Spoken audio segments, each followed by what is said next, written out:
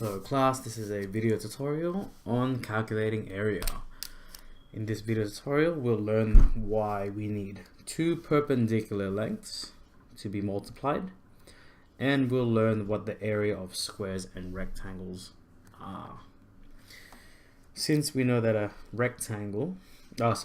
square is a shape with two of the same side, the area of a rectangle is actually area is equal to one side times itself. Side times sides, or we could just say it is s squared. For a rectangle, so this is a square, square, and for a rectangle, the area is calculated by taking the side of one, we'll call it the length, and we multiply it by the breadth, or it's just LB for algebra short. Let's take a look really quickly now here. Here we have a square with sides of 4 centimeters. Well, since we know that the area of a square is s squared, we can just substitute 4 for s, so we get 4 squared, and 4 squared is 16. Since we started this with centimeter squared, this will be also centimeter squared. Same scenario for this square.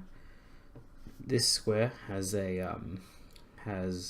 a side of 2 millimeters, so the area of this, once again, is side squared using the formula, and we'll substitute the value of 2 in for there, and then 2 squared we know is 4. Since we started using millimeters, the final answer will also be in millimeters, but since we're calculating area, we get this as millimeter squared. Finally, once again, we have one last square. It doesn't change the fact that it's in decimals, but it's still side squared.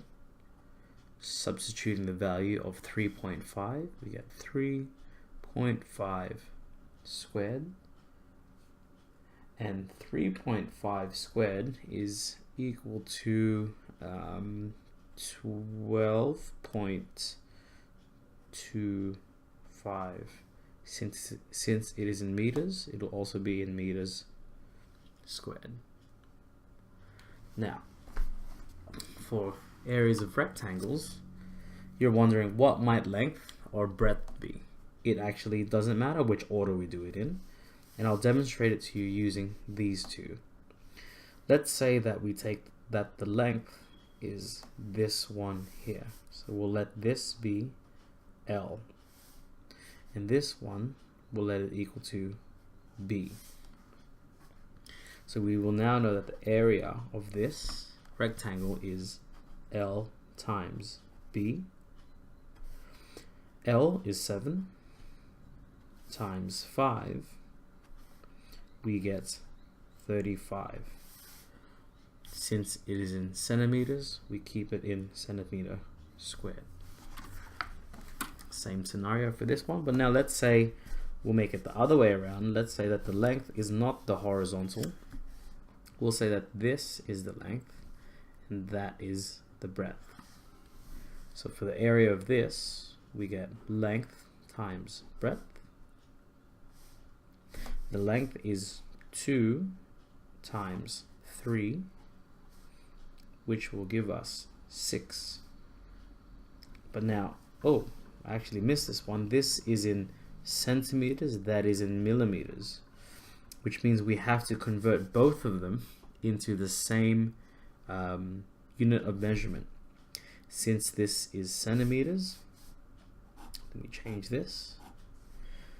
2 centimeters is actually equal to, we'll put equals 20 millimeters, which is what we're going to use. So now, since they are both in millimeters, we can calculate this accurately.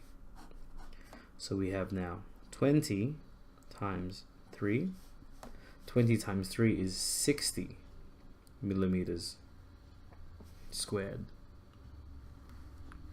And finally, once again, here we have 3 centimeters and 1.5 meters. Let's convert this into centimeters, which multiplying by 10, actually multiplying by 100, sorry, we get 150 centimeters. So using our area formula for area, we get length times breadth. We'll let this be length and let this one be breadth. Length is 150 times 3, and that will give me 450 centimeter squared. That concludes the area of rectangles and squares. In the next video, we'll look at, as you can probably see through the paper, we'll be looking at the area of other quadrilaterals.